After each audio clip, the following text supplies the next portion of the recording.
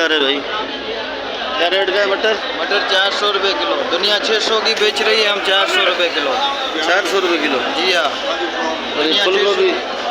ये 150। ये वाला 150 और ये वाला? ये वाला 50, ये 120। ये वाला 120, वो वाला 150 रुपये। ठीक है, शुक्रिया भाई। और अरबी क्या दाम? ये बैंगन क्या दाम बेचा लंबा? 200 रुपये किलो। बैंगन 200 रुपये किलो। 200 रुपये किलो बैंगन है। ये बैंगन है भाई,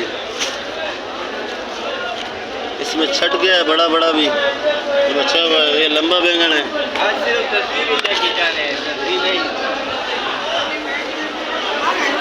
लंबा बैंगन 200 रुपये किलो भाई। छाट के ये 250 रुपये किलो बेचते हैं। पीली गाजर 120 रुपये।